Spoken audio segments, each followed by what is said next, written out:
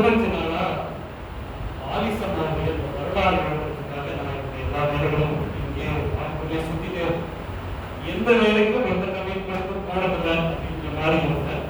அப்பதான் எனக்கு மனோஜ் கதவரை சொன்னேன், பைபிள் ஸ்டடியினுடைய 100 ஆண்டு அப்படின்னு அவர் சொன்னார். ஸோ அந்த ஒரு காரணத்துக்காகத்தான் நான் வந்து இங்கே வரணும் அப்படிங்கிற மாதிரி இன்னைக்கு கொடுக்க ஆரம்பத்தை சுத்திட்டு இருந்துட்டு நான் இங்கே வந்தேன். இங்கே புதிய ஆலயத்துடைய அலுவலகத்துக்கு நான் போனேன். அந்த அலுவலகத்தில் வந்து இங்கே பணியாற்றிய ஆலயத்தினுடைய அந்த பெயர்களும் அவங்க பணியாற்றிய ஆண்டுகளும் போட்டிருந்தாங்க. சற்றேறக்கூடிய ஐஎஸ்ல நிறைய திருச்சபைகளுக்கு இப்படி ஒரு வரலாறு உண்டு. ஆனா எந்த திருச்சபைக்கும் இப்படியான ஒரு குறிப்போ யார் இருந்தாங்க, எந்த ஆண்டு வேலை செய்தாங்க என்னென்ற எந்த குறிப்பும் எந்த திருச்சபையும் 100-125 ஆண்டுகள் இப்படி ஒரு வரலாற்றை சேமித்திருக்கிறீர்கள் என்பதற்காகவே உங்களை மனதார நான் பாராட்டுகிறேன். இந்த திருச்சபை தான் ஐஎஸ்க்கு எல்லா திருச்சபைகளுக்கும் ஒரு முன்மாதிரி திருச்சபையாக இருக்கிறது என்ற ஒரு செய்தியை நான் இங்கே சொல்ல வேண்டும் என்று நான் நினைக்கிறேன். நிறைய சொல்லணும்னு தோணுது. சில தகவல்களை மட்டும் நான் சொல்லணும். சமீபத்தில் வந்து நம்முடைய கடைசி மிஷனரி ஆலிஸ் பிராயர் வந்து திடீர்னு ஒரு ராத்திரில சிக்கான உடனே அவங்க அன்கான்சியஸ் ஆகிட்டு அவங்க கொண்டு வந்து ஒரு தனியார் மருத்துவமனையில சேர்த்துருக்காங்க. தனியார் மருத்துவமனையில 2.5 நாள் அவங்களுக்கு வந்து சிகிச்சை கொடுக்குறாங்க. சிகிச்சையிலிருந்து அவங்க மீண்ட பிறகு மிகப்பெரிய மன அழுத்தத்துக்கு ஆளாகிறாங்க. மிகப்பெரிய அவங்க வந்து சிஎம்சியில போய் நீ உடனடியாக மருத்துவம் பார்க்கணும்னு சொன்னாங்க. இப்போ வரைக்கும் அவங்க சிஎம்சி போக மாட்டேன் அப்படின்னு உட்கார்ந்து. இதுக்கு ஒரு விஷயம் தெரியுமா, இன்னைக்கு கிருஷ்ணகிரிக்கு நேர்த்தரை வந்தாரு, ஆம்பூருக்கு மோகன் வந்தாரு, எல்லாருக்கும் இப்படி நிறைய நமக்கு ஒரு பட்டியல் எல்லாரும் நம்ம போட்டோ தான் பார்த்தோம்.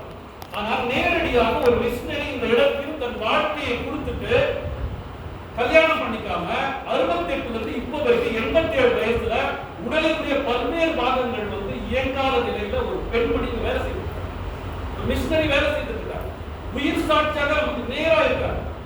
அவங்க அப்பா இருக்கும்போது அவங்க போகுது, அவங்க அக்கா இருக்கும்போது போகுது, அண்ணன் இருக்கும்போது போகுது. இப்படி இருந்து ஒரு பெண் நமக்கு முன்பதாக ஒரு வேலை செய்திருக்கிறாங்க.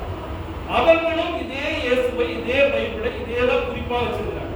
4 துணி வச்சுக்கிட்டு அந்த துணியோடவே ஒரு மிஷனரி இருக்காங்க. இவங்க இன்னைக்கு மிகப்பெரிய மனவலிக்கு ஆளாயிருக்காங்க. இன்னைக்கு இந்தியாவில தீவிரமாக 2-3 விஷயங்கள் பேசுறாங்க. உங்களுக்கு தெரியும் நினைக்கிறேன். நம்முடைய கவர்னர் சமீபத்தில் பேசும் பொழுது 2 பேரை மிக மோசமாக பேசினாரு. ஒன்று வந்து நம்ம கார்டுகளையும் மெக்காலேயும் மிக மோசமாக பேசுறாங்க. ஏன் பேசினார் அப்படின்னா, இன்னைக்கு எல்லாரும் சொல்லிட்டு இருக்காங்க இவங்க கிறிஸ்தவ மதத்துக்கு மாத்திட்டாங்க. இல்ல, கிறிஸ்தவ மதத்துக்கு மாத்துறதுக்காக இது யாருமே கோபப்படாது. நாம கன்வெர்ட் ஆனது யாருக்குமே பிரச்சனையே இல்லை. நமக்கு கல்வி கொடுத்ததுதான் பிரச்சனை. இவர்கள் கல்வி கொடுத்துட்டாங்க, அதுதான் பிரச்சனை. நான் வந்து சமீபத்துல ஒரு பெரியார் புத்தக வெளியீட்டு மேடையில ஒரு தகவல் சொன்னேன். நம்ம ஆம்பூர் கண்காணியார் ஸ்கூல்ல 1900 முதல் பகுதியில ஒரு நாள் காலையில ஜார்ஜ் கீக்லே அப்படின்றது அப்ப வந்து அந்த பள்ளி, அது வந்து நடுநிலை பள்ளி, 8வது இருக்கிற பள்ளி. அந்த பள்ளியினுடைய முதல்வராக இருக்கிறாரு. காலையில அவர் வர அப்படி வரும்பொழுது அந்த பள்ளியினுடைய ஆசிரியர்கள் பள்ளியில படித்த மாணவர்கள் வெளியில நிற்கிறாங்க. உள்ள இருந்து வகுப்பு நடக்க வேண்டிய நேரத்துல வெளியில நிற்கிறாங்க. ஜார்ஜ் கீக்லே கேட்கிறாரு, ஏன் எல்லாரும் வெளில நிற்கிறீங்க அப்படின்னு கேட்கிறாரு. கேட்கும்போது அவங்க சொல்றாங்க, எதுவும் இல்ல, கஸ்பான்ற ஒரு சேரியில இருந்து ஒரு தோட்டி பையன் வந்திருக்கா.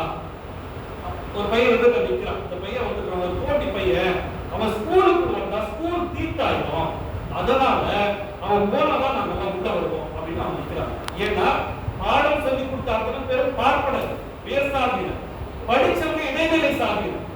அப்ப இவங்க 2 பேருமே என்ன நினைக்கிறாங்க, இந்த சேரி பையன் உள்ள வந்தா இந்த பள்ளி தீட்டாயிடும் அப்படின்னு அவங்க நினைச்சிட்டு அவங்க அந்த பையன் போனதான் நாங்க போவோம் நிற்கிறாங்க.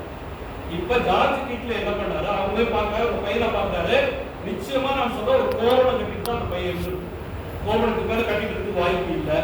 அந்த பையனுடைய தோட்டை கை போட்டு ஜார்ஜ் கீட்ல அந்த பையனை உள்ள கூட்டிட்டு போய் மறுபடியும் வெளில கூப்பிட்டு சொல்றாரு, இந்த பையன் ஒருத்தருக்காக அந்த பள்ளிக்கூடத்தை நடத்துற, விருப்பமா இருந்தா உள்ள வந்து வேலை செய்யுங்க, விருப்பமா இருந்தா உள்ள வந்து படிங்க, இல்லன்னு நீங்க போகலாம்னு சொல்லி அந்த பையனை ஜார்ஜ் கீட்ல உள்ள கூட்டிட்டு போன உடனே நண்பர்களே கொஞ்ச நேரத்துல எங்க வேலை போயிடுமோ அத்தனை பார்ப்பன ஆசிரியர்களும் உள்ள வந்துட்டாங்க, அத்தனை இடைநிலை சாதி மாணவர்கள் உள்ள படிக்க வந்துட்டாங்க. என்ன வேற பள்ளிக்கூடம் கிடையாது.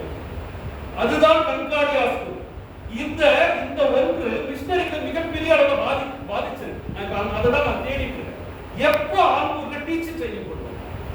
டீச்சர் ட்ரைனிங் எப்ப பண்ணுவாங்க? இங்கே ஒரு தலித் ஆசிரியராக இருந்திருந்தா இந்த நிலைமை இல்லைன்றதுக்காகத்தான், தலித்துகள் ஆசிரியராகணுன்றதுக்காகத்தான் ஆசிரியர் பயிற்சி பணியில் கொண்டு வந்திருக்க முடியும். ஏன்னு சொன்னா முக்கியமா நினைச்சுங்க, யாருமே செய்யாது இந்தியாவில் வேறு எங்குமே ஒரு அரசால் செய்ய முடியாத ஒரு வேலையை மிஷனரிகள் செய்திருக்கிறார்கள். என்னன்னா அத்தனை பள்ளிக்கூடத்தையும் சேரியில் கட்டி, அவங்க கட்டின எல்லா ஸ்கூலும் சேரியில் கட்டிருக்காங்க. உங்களுக்கு தெரியுமான்னு தெரியல, பீகார் இருக்குது. பீகார்ல முஷார் ஒரு சமூகம் இருக்கு, ஒரு தாழ்த்தப்பட்ட சமூகம். அந்த சமூகம் இன்னைக்கு வரைக்கும் பள்ளிக்கூடத்துல போக முடியாது, இன்னைக்கு வரைக்கும் போக முடியாது. ஏன்னா உங்க பசங்க பள்ளிக்கூடம் என் பசங்க நிறுத்திக்கணும்னு சொல்லி பேசாதீங்கன்னு சொல்றாங்க. இன்னைக்கு வரைக்கும் பீகாரினுடைய மிக பிரபலமான நகரத்துல 2 பக்கமும் ரோட்ல குடிசையில பன்றிகளோடு அந்த முஷார் மக்கள் இன்னைக்கும் இருக்கு. தந்தை பெரியார் தான் சொல்றாரு, மிஷனரிகள், கிறிஸ்தவ மிஷனரிகள் இந்தியாவுக்கு தமிழ்நாட்டுக்கு வரலன்னா தமிழன் இந்த நிலை வரைக்கும் காட்டு மிராண்டியாகத்தான் இருந்திருப்பார் என்று பெரியார் சொல்றார். பெரியார் கடவுள் இல்லைன்னு சொன்னவர், மதத்தை இல்லைன்னு சொன்னவர். அந்த பெரியார் சொல்றார், கிறிஸ்தவ மிஷனரிகள் இங்க வரலன்னா காட்டு மிராண்டிகளாக இருந்திருப்பார்கள் அப்படின்னு பெரியார் சொல்றார். அப்ப நீங்க நினைச்சு பாருங்க, மிஷனரிகள் வரலன்னா ஒருவேளை மிஷனரிகள் சேரியில பள்ளிக்கூடம் கட்டல. ஒரு குறிப்பு சொல்றேன், பெரம்பலூர்ல ரோவர் ஸ்கூல்னு திருச்சியில